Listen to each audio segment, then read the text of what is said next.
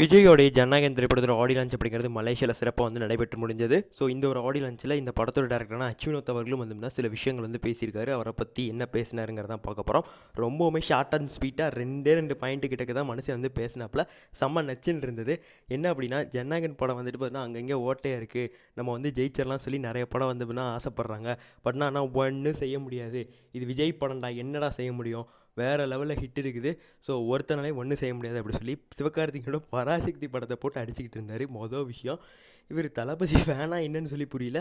இதுக்கு தளபதி விஜய் ஃபேன்ஸ் பேசுகிற மணிக்கு ஒரு டேரக்டர் பேசுகிறேன்னு தெரில. இவர் எவ்வளோ மெச்சூர்டான ஒரு டேரக்டர். இந்த மாதிரிலாம் வந்து பேசிகிட்டு இருக்கலாம் சின்ன பிள்ளைத்தனமா இல்லையா?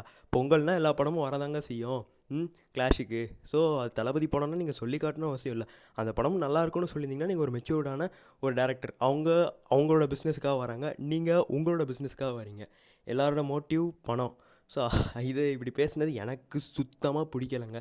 கேட்டால் நீ வந்து விஜய்க்கு எதிராக பேசணும், சிவகார்த்திகேயன் சொம்பு தூக்குற, டிஎம்கேக்கு சொம்பு தூக்குற, என்ன வேணாலும் சொல்லிக்கோடா, எனக்கு ஒரு பிரச்சனையும் இல்லை.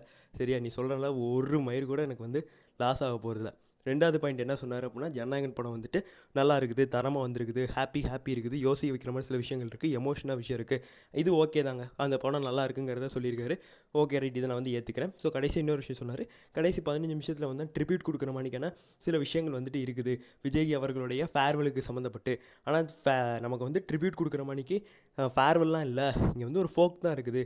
ஏன் அப்படின்னா, இது தளபதி விஜயோட எண்டு கிடையாது, பிகினிங் அந்த மணிக்கு வந்தால் சொல்லிட்டு கிளம்பிட்டார்.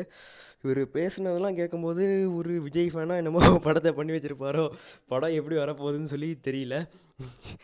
பகவந்த் கேசரியோட ரீமேக் வேறு சொல்கிறாங்க, வெயிட் பண்ணி தான் பார்க்கணும்.